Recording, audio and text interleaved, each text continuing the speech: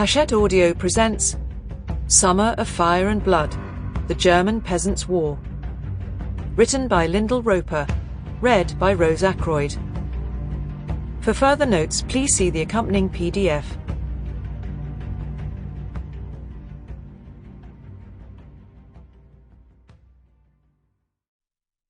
For Christ redeemed and bought us all with his precious blood, the lowliest shepherd as well as the greatest Lord with no exceptions. Thus the Bible proves that we are free and want to be free. The 12 Articles. Introduction.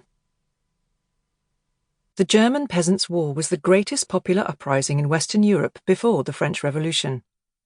Like a vast contagion, it spread from southwest Germany through Württemberg, Swabia, the Allgäu, Franconia, Thuringia, and Saxony to Alsace, in what is now France, Austria, and Switzerland.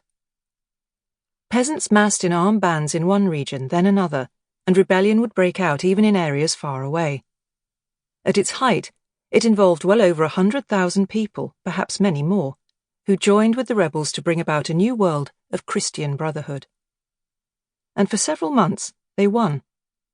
Authority and rulership collapsed, and the familiar structures of the Holy Roman Empire were overturned, exposing the fragility of the existing social and religious hierarchies.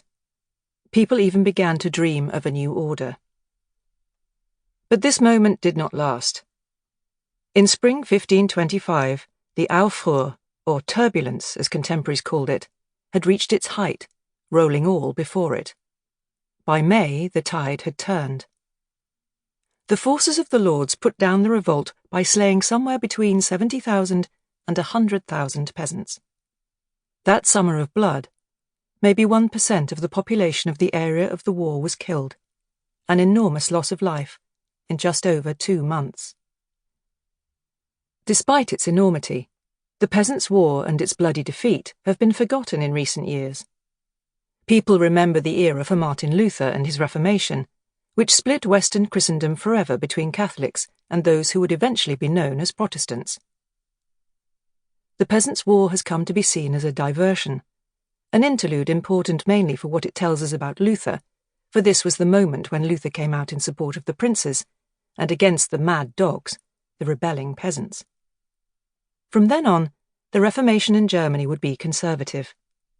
Mainstream reformers would go on to ally with rulers to advance the goals of the Reformation, and when the new church was set up after the war, it would have the backing of those in power. Sample complete. Ready to continue?